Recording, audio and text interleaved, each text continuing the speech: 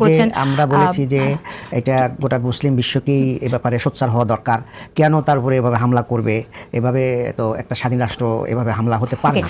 কিন্তু একটা ভিডিওতে দেখলাম যে আপনারা বলছেন বিএনপির বিরুদ্ধে ডাইরেক্ট অ্যাকশন, মানে এটা ঠিক বুঝতে পারলাম না যে এখানে বিএনপি কি করলো। না, এটা আরেকটা বিষয়। এটা হলো যে আপনারা জানেন যে গতকাল চুয়াডাঙ্গা জীবননগরে আপনার হামলা করেছে এবং একজন আমাদের জামাত নেতা উনি শহীদ হয়েছেন এবং আরেকজন তারই ভাই, আপন ভাই ঢাকায় চিকিৎসাধীন আছে।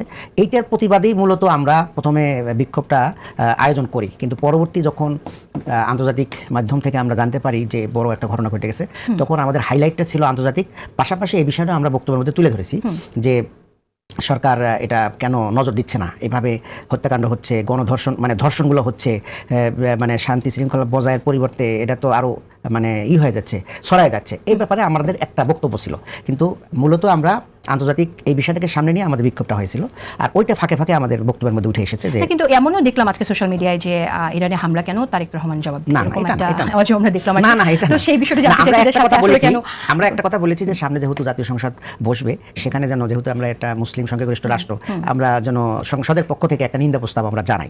আমাদের একটা প্রস্তাব আছে। এখন তাহলে নিন্দা প্রস্তাব, শুধু নিন্দা প্রস্তাব না, আপনারা এমনও বলেছেন যে অবিলম্বে ইরানে হামলা বন্ধ না হলে জামাত বৃহত্তর কর্মসূচিতে যেতে বাধ্য হবে। সেই জায়গা থেকে আপনাদেরই তো সংসদ সদস্য, তিনি বিজয়ী হয়ে এসেছেন, তিনি তো ঘোষণা দিয়েছিলেন যে আমেরিকা চায় জামাত ক্ষমতায় যাক। তাহলে আপনাদের সাথে নিশ্চয়ই ভালো বিশেষ সম্পর্ক আছে, আপনারা কি সেই জায়গায় কোনো রকম সংলাপে যাবেন কিনা?